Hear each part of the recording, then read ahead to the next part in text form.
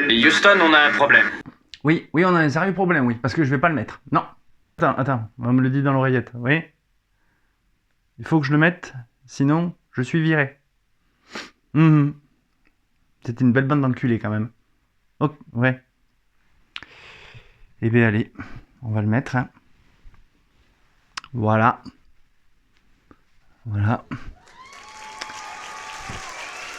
Eh bien, c'est parti pour la vidéo achat de Noël, novembre et décembre. Youpi joie! Eh ben, on a touché le fond. Oh, toi, la ramène pas. Hein. Non.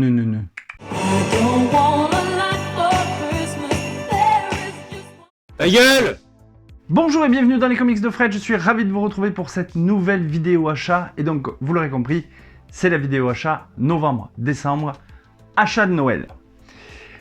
Il y en a énormément, c'est la vidéo quadruplexel, parce qu'il y a du comics, il y a du franco-belge, il y a de la dédicace, il y a de l'occasion, bref, tout pour vous donner des idées cadeaux. Alors, on va commencer tout d'abord avec les comics. Allez, on attaque fort avec les comics que j'ai pu récupérer au comptoir du Rêve Comics. Donc, sur les excellents conseils de Guillaume, et je pense que je vais répéter cette phrase pendant toute la vidéo au niveau des comics, j'ai récupéré Martian Manhunter, Absolute Martian Manhunter, le premier tome, et c'est une couverture Comic Shop Assemble. Voilà. Ensuite, j'ai récupéré Ultimate Universe, tome 8, avec une cover exclusive du CSA, dessinée par Bermero, qui tabasse sa mère. Voilà. Ensuite, j'ai récupéré, toujours avec Bermero, c'est Marvel World, j'en bafouille, tome 1, couverture aussi de Bermero. Ça, je ne l'ai pas encore lu, mais il va falloir que je l'attaque, parce que ça a l'air pas mal du tout. Donc, voilà. Ensuite, toujours avec les conseils de Guillaume, Murder Falcon. Alors, Murder Falcon, c'est édité chez Delcourt, c'est une cover exclusive CSA, décidément ça fait déjà la 4e. Le monde est menacé par des monstres terrifiants, tandis que la vie de Jack part en vrille. Son groupe de rock, il est dissous, il a plus de nana, et son futur est plus que compromis. Alors que va arriver Murder Falcon, l'envoyé de Heavy Metal, qui est chargé d'anéantir toutes ces créatures malfaisantes à grands coups de riffs de guitare. Donc déjà, moi le pitch, ça m'a plu. Guillaume m'a dit, vas-y, prends-le, tu le regretteras pas. Donc voilà, c'est fait. Je ne l'ai pas encore lu, mais déjà de ce qu'il m'en avait dit, j'avais kiffé. Donc voilà, ça, je l'ai récupéré. J'ai récupéré aussi Spectateur, et j'ai eu la chance, grâce à Guillaume et à Craven, il se reconnaîtra, de faire une séance de dédicace avec les auteurs. C'était Brian K. Vaughan et Nico Henrichon qui m'ont gentiment signé mon exemplaire. Alors il y avait des dessins, mais j'ai pas été tiré au sort pour le dessin. Mais déjà, j'ai de belles signatures sur Spectateur, c'est plutôt cool. Et c'est un récit qui est très dur visuellement, à la lecture aussi, qui pose beaucoup de questions. C'est fait pour un public averti, et on va se rendre compte que qu'est-ce qui est le plus difficile à avoir, des scènes de meurtre ou des scènes un peu X. Donc ce comics là, qui est dans une très belle édition de chez Urban, mérite d'être lu, mais attention, pas pour des gamins de 15 ans. Donc ça, c'est bon. Il y aura peut-être une vidéo pendant la saison. J'ai récupéré Hyde Street, que j'ai lu, et c'est franchement excellent. Il y a de très bons dessins. On navigue entre ça et la 4e dimension, mais sinon, les dessins sont magnifiques. C'est Ivan Reyes et Jeff Jones, les deux artistes pour Hyde Street, que je vous conseille vivement. Ensuite, autre comics, évidemment là, c'est Hulk Gris, toujours dans cette magnifique collection. C'est fait par Jeff Loeb et Tim Sale, le regretté Tim Sale. Ces grandes pages là, elles sont juste magnifiques. Voilà, c'est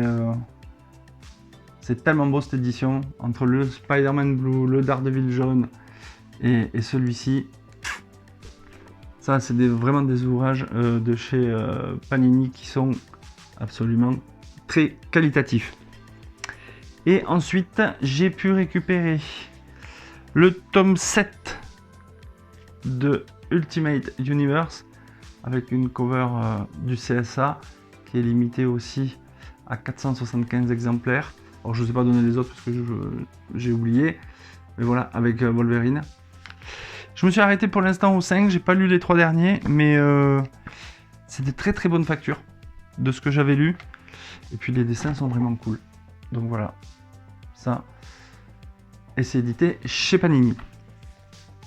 Ensuite j'avais récupéré, enfin ça m'a gentiment été offert par Guillaume pour le Marvel Day Deadpool contre Wolverine. Voilà. Il faudra que je le lise et que je vous dise ce que j'en ai pensé. Ou peut-être faire une petite apartie sur Insta. Mais voilà, ça fait toujours plaisir de lire du Deadpool avec le Griffu. Et j'ai récupéré aussi ce floppy de Amazing Spider-Man. C'est une variante avec dessiné par évidemment Liber Mero que je kiffe à mort. Et sur le stand de Groovy Comics au TGS, j'ai récupéré ces 2 covers de Daredevil. Celle-ci, là, c'est de Frank Miller, ce qui va plaire à Bob. C'était pour la partie comics. Mais voilà, mais c'est très bien. Allez, c'est parti, maintenant on attaque le gros morceau de la vidéo avec la franco-belge. Assis-toi bien, ça va secouer ses nerfs. Hein, tant que ça? Donc c'est parti pour la franco-belge. J'ai traversé la rue, j'ai été au comptoir du rêve avec Audrey, Marie et Fred. Et Fred justement m'a conseillé Weekly. Enfin il me l'a conseillé. Il m'a dit tiens, t'as lu Black Sad? Tiens, ben lis Weekly, c'est très bien. Voilà. La vente était faite, hein. C'était couru d'avance. Donc j'ai pris l'album de Weekly aux origines de la série culte Weekly avant Black Sad. On va connaître un petit peu l'avis du reporter qui accompagne Black Sad.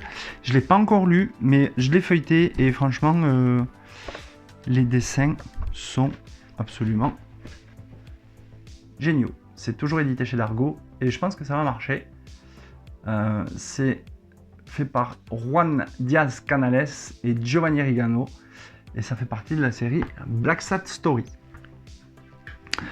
Ensuite, j'ai pu récupérer aussi le dernier album de Torgal, en attendant le Torgal Saga de Christophe Beck. Donc, c'est le 43e album, La Vengeance de la déesse KDI. Je sais que All Geek a lu tous les albums de Torgal. J'espère qu'on aura l'occasion d'en parler dans un apéro BD dès que je l'aurai lu. Et évidemment, on vous le chroniquera avec Jules dans les Absolument Tout Torgal. Ensuite, j'ai récupéré enfin le 4e album, Le Château des Animaux, par Delep et Dorisson. Celui-là, je l'attendais depuis très très longtemps. C'est édité chez Casterman, la couverture est magnifique. Ben, les dessins, ça change pas des derniers albums. C'est propre, c'est net. Voilà, c'est du Dorisson dans le scénario, c'est du Delep au dessin. Bref. Ça, on en parlera dans l'apéro BD, si jamais ça n'a pas été fait. Ensuite, j'ai récupéré West End Fantasy numéro 6. C'est Le Barbier, Le Prêcheur et La Dame de Pique. Les 5 premiers albums étaient très très bons. J'ai pas encore lu le 6e, mais cette série, elle me botte énormément. Je trouve que c'est hyper bien dessiné. Et c'est... voilà, c'est une feel good BD, voilà, moi j'aime bien. C'est édité chez Oxymore Édition. Donc ça, bah, évidemment, on en parlera soit sur la chaîne, soit sur l'apéro. Après, alors là, je vais dénoncer quelqu'un. Oui, il faut que je le fasse parce que ça ne peut plus durer. J'ai été à une dédicace pour Nico, de la chaîne Jules et Nico, pour le dernier album de Murena, où Jérémy lui a fait un magnifique dessin. Et à force de parler de Murena, Nico m'a converti. je suis devenu muréniste. Hein. Et donc j'ai craqué pour le premier album de Dufaux et Delaby, chapitre 1er, le pourpre et l'or. Donc je suis tombé dans le piège de Nico, j'ai cédé à la tentation de Murena. Donc je vais le lire rapidement pour vous dire ce que j'en pense. Et puis évidemment, si vous voulez savoir comment est traitée la série Murena, je vous conseille les divers apéros BD auxquels j'ai participé, puisque Nico en parle très très bien, et c'est pour ça qu'il m'a converti à cette série. Je ne te remercie pas, Nico. Non, je ne te remercie pas. Ensuite, là, on attaque un sacré pavasse. Ça s'appelle Deathbringer. C'est de Ismaël Legrand. Cette couverture-là est une tuerie. J'ai acheté la BD juste pour la couverture. Et quand j'ai ouvert, j'ai vu des dessins en noir et blanc absolument magnifiques, détaillés. C'est vraiment, je vais le dire encore, une tuerie. Ça claque. C'est édité chez Delcourt. Et il se trouve que Ismaël Legrand sera en dédicace le 9 janvier au Comptoir du Rêve. Donc autant vous dire que je vais y aller pour rencontrer l'auteur et discuter avec lui de son processus de création. Donc voilà, ça, je vous montre aussi la quatrième de couverture qui est magnifique, tout comme celle-ci. Voilà, ça, on va en parler bientôt. Après, j'ai fait Sentinelle, les 2 premiers albums de Sentinelle que j'ai récupérés au comptoir. Ces 2 premiers albums, ils sont tirés de la série. Enfin, la série a été tirée des 2 premiers albums. Je les ai pas lus, mais par contre j'ai vu la série. Je trouvais que la série était plutôt pas mal. J'ai bien aimé. Je me suis pas ennuyé une seconde pour la série. J'espère que je m'ennuierai pas pour les BD. Ça, c'est ce que j'ai récupéré grâce à une carte cadeau. Les 2 premiers étaient faits au Comptoir du Rêve. Donc j'ai récupéré ces 2-là. Je le lirai, puis j'espère que j'aurai le temps de vous en parler pendant la saison, puisque jusqu'à juin, il va falloir que j'enquille les vidéos pour vous parler de tout ce que j'ai lu et acheté. J'ai enfin craqué sur une intégrale d'un des scénaristes que j'adore, avec Philippe Pélez, et dont je parle souvent dans les apéros BD, c'est Christophe Beck, avec la première intégrale de Carthago, qui est éditée aux Humanoïdes. Voilà, l'erreur est rectifiée. Je vais commencer à me pencher sur Carthago. C'est une série que j'essayais de pas de contourner, mais j'y allais pas à reculons. Je voulais voir ce que c'était. Et là, quand j'ai vu une intégrale, je me suis dit, allez, lance-toi. Christophe m'a dit que c'était, évidemment, c'est une excellente série puisque c'est lui qui l'a faite. Mais je la lirai. Je lirai l'intégrale parce que là, c'est pour les tomes 1 à 5. Il y en a une deuxième encore. Et comme ça, je vous en parlerai à l'apéro BD, mais intégrale de Carthago. Voilà. Toujours au rayon franco-belge, le 29 novembre dernier, j'ai été à la dédicace de Daria Schmidt au Comptoir du Rêve, puisqu'elle présentait La tête de mort venue de Suède, la véritable histoire du crâne de René Descartes. Je ne l'ai pas encore lu, je l'ai feuilleté. J'ai trouvé que c'était... Alors c'est du noir et blanc. Il faut savoir que Daria Schmidt, pour créer sa BD, elle a dessiné à la plume. C'est un travail hyper détaillé. C'est noir et blanc avec quelques couleurs. Très très peu de couleurs, mais je pense que la couleur va intervient pour annoncer certaines choses. Et j'ai trouvé que Daria Schmidt était une artiste absolument adorable, hyper abordable pour discuter de son travail, etc. Elle a mis plus de 2 ans et demi pour faire l'album. Et voici la dédicace qu'elle m'a faite. Vous avez pu voir sur Instagram. Alors, elle l'a fait au crayon et ensuite elle a repassé avec un feutre qui avait avec une mine comme un pinceau. Alors, s'il y en a qui savent comment ça s'appelle, dites-moi le en commentaire. Mais voilà la dédicace qu'elle m'a faite. Et je trouve que c'est une artiste absolument hyper talentueuse. Donc, ça, je vous le conseille. La tête de mort venue de Suède. Rien que pour les dessins, c'est tip top. Ensuite, au TGS, j'ai pu rencontrer une nouvelle fois Michael, le coloriste de Mad. Ça, c'est le deuxième volume. Et il était en dédicace au TGS. Et il m'a fait une magnifique dédicace. La voici. Pour amitié. Michael. Pour Fred. Donc voilà. Et ça, franchement, c'est fait à l'aquarelle. Il a commencé à le faire avec du crayon. Et après, il a enquillé avec feutre noir. Et ouais, j'avais déjà beaucoup aimé le tome 1. Et le tome 2, je pense que je vais me régaler. Parce que quand on voit les dessins, on ne peut qu'adhérer à la BD de Legrain et Jarry. Et le tome 2 s'appelle Mechanical Mind. Et c'est édité chez Le Lombard. Il se trouve qu'à côté de Toulouse, il y a une ville qui s'appelle Larmontville. Et tous les 3e week-end de novembre, chaque année, il y a une bourse aux livres. Donc on trouve des vendeurs de BD, de comics. Et là, cette année, j'ai trouvé quelques pépites. Puisque à cause de Bob Zombie, je continue ma collection des Largo Winch. Alors, j'ai pu récupérer à moindre coût les albums 24, 14, 16 et 15. Donc, de Largo, ça c'est l'album 15. Les 3 yeux des gardiens du Tao, celui-ci. J'ai pu récupérer La voix et la vertu. Voilà. Et bon, c'est de l'occasion. Il est plutôt pas mal. Ils sont pas trop abîmés. C'est plutôt cool.